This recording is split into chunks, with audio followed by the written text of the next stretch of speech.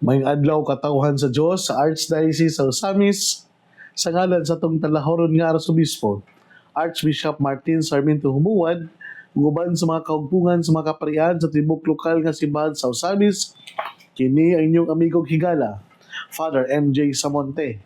Magahatod og pamalandong ninyo karong adlaw karon nga Huwebes, sulod sa ikatrisi nga semana sa ordinaryong panahon. Hulyo 3, 2025. Ang ebanghelyo natong pagabasahon karon atong pagakutloon sa ebanghelyo sumala ni San Juan. Si Tomas nga ginganlag kaluha, usa sa napulog duha ka tinun-an, wala mahiuban kanila sa pag-anhi ni Jesus. Busa gisuginlan niya siya uban sa mga tinun-an. Nakita namo ang Ginoo. Si Tomas mingon kanila, gawas kung makita ko ang ikatapion na kung tudlo sa inagian sa mga lansang diha sa iyang kamot, mahikap ko ang samad sa iyang kilid, dili ako mutuo. Kuman ilabay ang usa ka semana, nagtigom na usab ang mga tinunan sulod sa lawak, og nahiuban sa kanila si Tomas.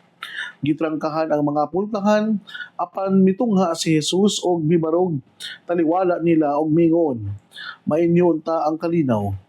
Unya mingon siya kang Tomas, tanawa ang akong kamot, ug ikapa kini, ikapa usab ang samad sa akong kilid, tuog ayaw na pagduha-duha.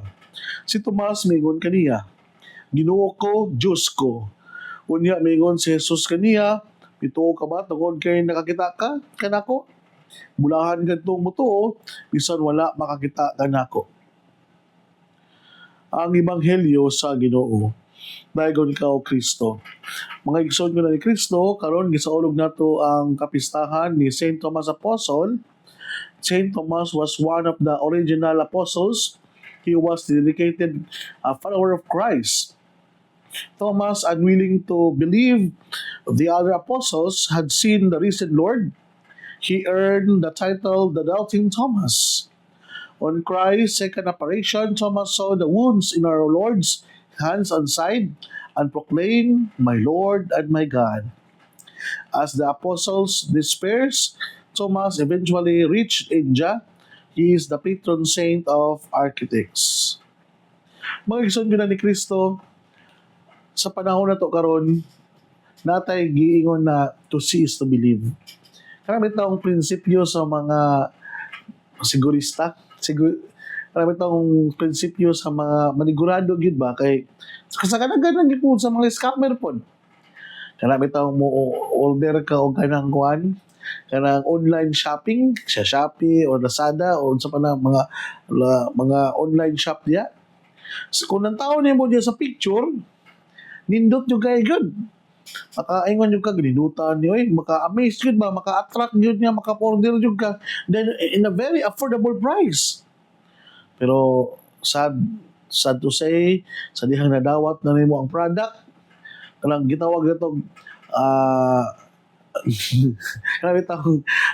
gitawag ito na ito o ganang expectation versus reality. Wala gyud katugpang ang ato ang expectation sa realidad nga naabot nimo nga produkto. Mao na nga naa sila yung mga pamaagi karon nga para gyud nga to see nga dili tinuod ang imong product na gi-order o imong nadawat na pidyuhan nimo indras mag-unbox ka nagpamatuod nga mao gyud na ang imong nadawat dili mao. Ano ako manigigon sa inyo mga igsoon gyud ni Kristo, in which si St. Thomas, murag advance mo siya maguna-una ba? Nga, kanang bitawng dili siya motuo lang sa mga pagya-pagya, sa mga chismis-chismis, o kanang gitawag na to mga hearsay. Gusto yun niya yung gitawag na to factual information nga which is proved by senses or proved by kanang unsa gyud ang nakabase gyud sa kamatuoran. So, we know that experience is the most one of the basis of mga tawag na to nga basihan na to sa kamatuoran kay kini na-perceive man sa to ang senses na nakita, nahikap, na touch o na smell so kani si Thomas matawag na to nga dili siya ingon bitaw nga mo kanang drifter lang yang abi kay mo ay mga na gipangingon sa kadaghanan motuo ra po dayon siya. Dili ni siya ingon nga basta-basta lang nga tao kun dili na po siya iyang kaugalingong basihan, na po siya iyang kaugalingong baruganan.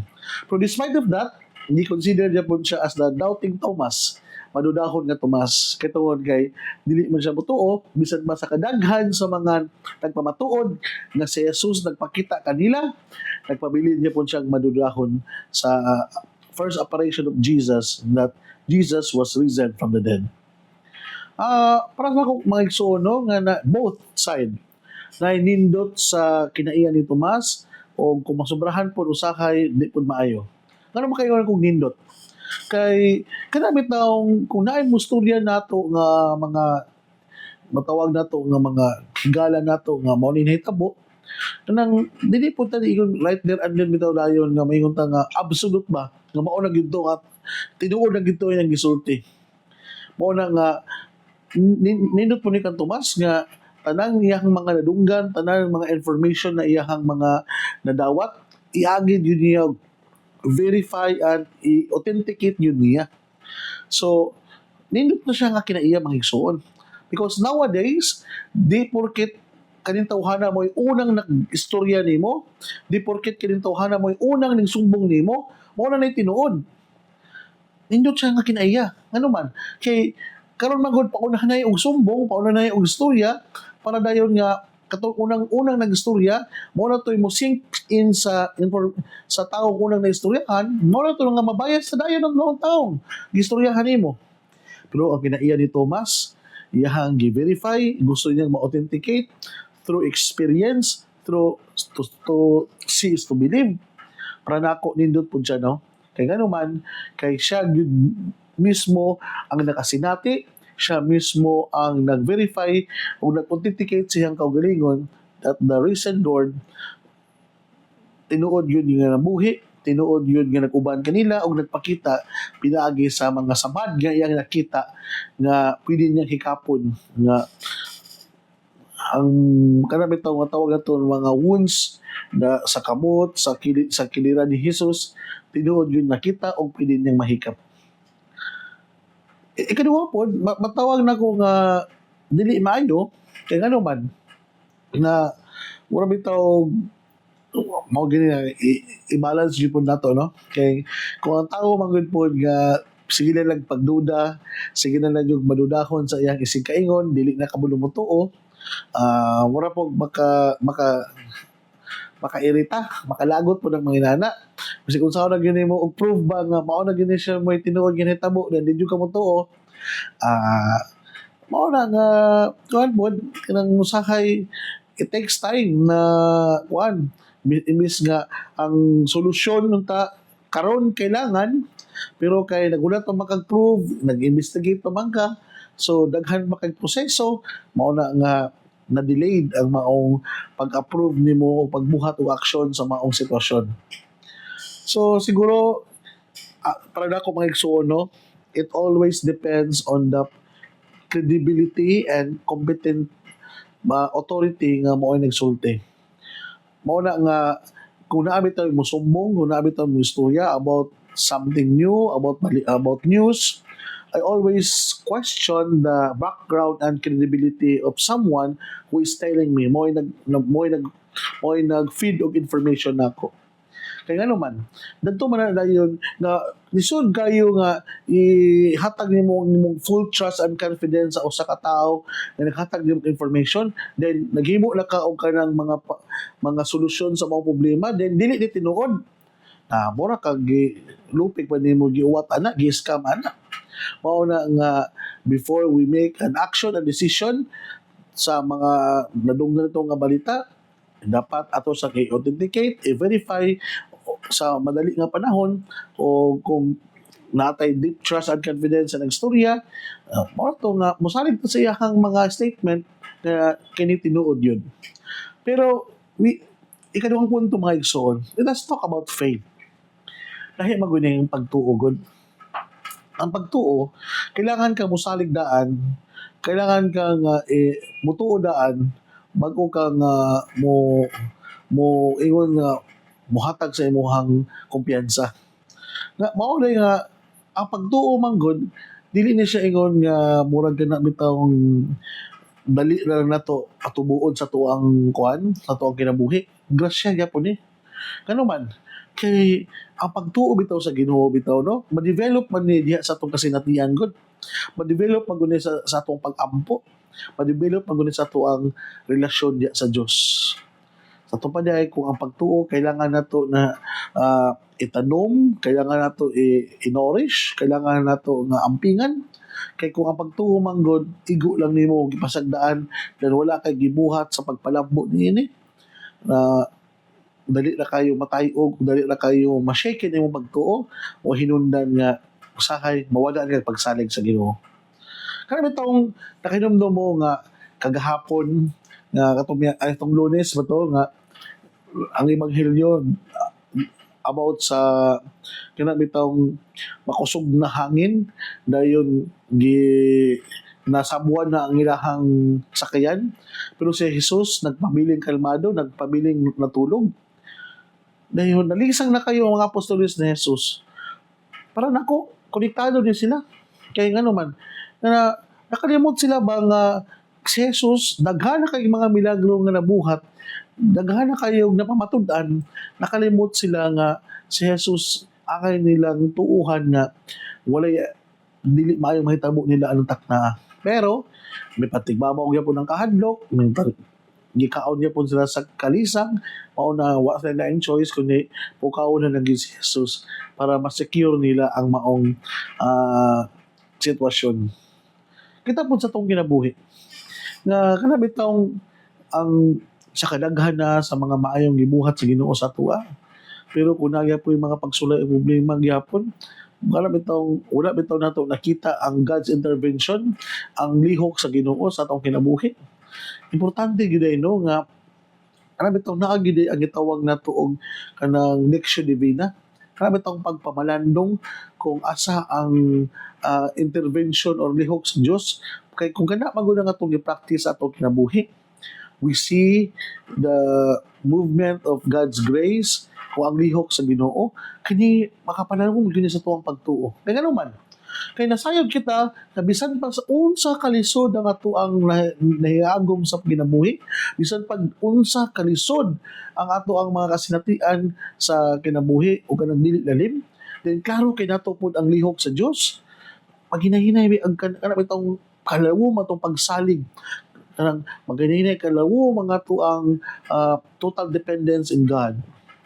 Nakabantay mo anang kuan kanang usa ka relasyon nato kanang una mo mga karelasyon dayon bisan bitaw kanang imong karelasyon nasa layo na kabalo ka nga daghan kay og mga manintal niya pero tungod lagi kay proven and tested na ang inyong kanang inyong relasyon nga wala jud kanya gibinuangan dili jud kaniya kanang pasakitan mauna nga bisan pa o kanang asa siya moadto you are confident nga siya magpabiling faithful and loyal nimo kay proven and tested naman ang imong pagsalig ngadto kaniya. Ug inana pod mag-igsuon ang ato ang pagsalig sa Dios bitaw nga sa panahon nga kita kusog-kusog mga problema kung na bitaw malibog na ta kung sa tong buhaton may ko ay salig na ako sa Ginoo sa kadaghan sa ko mga naagian na sa kinabuhi nga dili lalim kani panuon nga mo-surrender ko kung dili nimo makaya hila pero kanunay timan nga ang Dios nga nag-uban ka nato na ang Dios kanunay nga muagak ka nato ug mugiya ug mulamdag ka nato kung sa ang angay itong pagabuhaton. Inana unta ang tao mga igsuon no nga dili bitaw mahimong hopeless, dili bitaw yung mawadan og pagdakom ug dili unta dayon sila nga mo-surrender sa kinabuhi tungod kay kung ilaha untang gi-digest o ilahala untang gipalambo ang ilang pagtuot diha sila kasinatian if give them wisdom mohatag ka dili nila og dunong or kanang wisdom nga dili basta-basta makabot sa uban. Mao na nga ang kasinatian bitaw ato adyon siyang himay-himayon dahil ato adyong hagpatagpaton kung asa ang lihok sa Ginoo nindot kay mga igsuon kay ngano man ka kabalo kita nga kaning mga lihok nga inani iya ni siya sa Ginoo, kaning mga inani nga pamaagi mao ni ang mga lakang sa Ginoo, ug makaingon kita nga kung naay mga inani gani nga mahitabo, kumpiyansa kita nga buhaton na to ato ang part, then God will take care the rest. Because we know that there is nothing impossible with God. We know that God will do everything. God is kanang matawag nato nga compassionate God, the generous God, God is kind, God is merciful. Kana bitaw, dili bitaw ingon nagpabilin lang sa pulong kanang mga noun or adjective na to gi-describe sa Ginoo, kundi ato agud siyang gi-embrace o gisinati sa ato ang kagalingon. Ano makaingon man ka nga merciful ang Ginoo? Kay ikaw nakasinati kasi mga merciful katong mga panahon nga nakasala ka, then mao na imong kasinatian. Ano nakaingon man ka nga God is kind sa mga panahon nga kung wala ka, pero ang Dios gitagaan jud kaniya nga ang para nimo hopeless na kayo ang sitwasyon, pero naagi gipadala ang Ginoo diha kanimo. Nana ito? God is generous. Nana ito? Kanang matag kasinatian gisuta nimo kung asa dadtong napita ang lihok sa Dios, o pretty sure mga igsuon mao na makapalawom sa ato ang pagtuo pagsalig sa Ginoo. Kung dili nato tugutan nga mulabay lang ang kasinatian, mao na nga importante gyud nga sa matag kasinatian natay panahon sa paghilom, natay panahon sa pagpamalandong ug pag-ampo, kay ato amang gi-appreciate ang usa ka kasinatian nga wala lang milabay, nga murag milabay lang nga wala tay nakatunan, kundi gipasinati ta sa Dios aron mas palalungon pag yun nato ang ato ang pagtuo o pagsalig ngadto kaniya. Mo ni nakanindot yun na mo sa seminaryo yun, no? Nga kana bitong every experience ato ang gipamalandungan, ato ang giteologize, kay ngadto later on dili na lisod kay nato ang pagpangita sa presensya sa Ginoo sa tuang kinabuhi. Tungod kay gi-practice naman nato. Dali naman kay nato ma-identify, dali naman kay nato ma-recognize ang presensya sa Dios, kay ang atong pagtuo ngadto kaniya dili naman inana ka kanang dili man to inana bitaw kanang murag kanang kailangan pa nato aninawon, kun dili dali na nato ma-identify nga mao gini ang presence sa Ginoo sa tuang kinabuhi. So kana lang mga igsoon, ako ang pagtimbaya sa ato ang mga kaigsuonan nga naminaw karon, labi na sa ato ang mga avid listener diha sa Mercury Katadman Branch, diha sa ato ang mga naminaw diha sa mga barangay, sa mga parokya, sa ilang sa tagsa ka mga panimalay, labi na sa ato mga igsoong masakiton, ug labi na sa ato ang mga trabahante diya sa Mars MC Hospital. Mapasalamaton gyud ko sa ato ang mga nag-accommodate namo ni Archbishop o ni Father Ray Pernia o sa mga umaabot pa ng mga kaparian nga gitagaan mi og nindot kayo nga kanang guidance sa among pagpa-check up diya sa laboratory. Salamat kayo sa mga medtech diya sa Malasakit Center. Salamat kayo nga pangulahan ni Ma'am Griffith o ni Ate Melky mo ay naghilmo sa request ni Dr. Ibanez ug labi na sa ato ang medical chief na si Doktora Jade Orbistondo. Salamat kayo, Doktora. Belated happy birthday gahapon. Sayon ko nga birthday nimo gahapon. So July 1, no? At happy birthday diya kanimo nga hinaot pa unta nga gaan kag lamdag sa imuhang mga desisyon, kay nakay dakong responsibilidad sa ospital.